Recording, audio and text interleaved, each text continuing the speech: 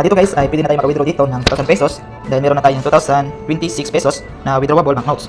So sa hindi pa tayo mag-withdraw ay try muna natin maglaro ng isang beses dito. Pindutin na natin itong start para malaman natin kung paano po natin laruin ito. So i-hold lang natin. Yan, mag-tap lang tayo. So once matapos ito ay meron tayong makukuha na coins at para ma-convert into real cash. So finish. So ayan, so pindutin na natin itong receive para meron tayong makuha na 15 coins. Yan, meron na tayong nakuha na coins.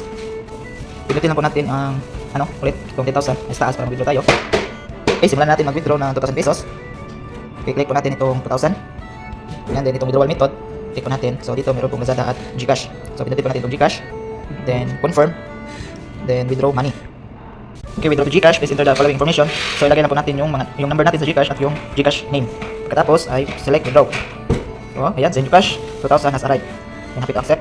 Yan, makikita po natin dito na withdrawing na po yung 2,000. So ito po yung pinaka-latest na i-withdraw natin. So dito meron na po ako mga ilan mga proof dito sa Lazada or GCash.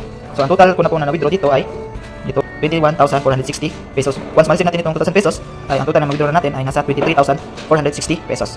So wait lang natin ito ma-receive yung 2,000. Okay, ayan, successful withdrawal na po yung 2,000 pesos. Tingnan po natin sa ating GCash wallet.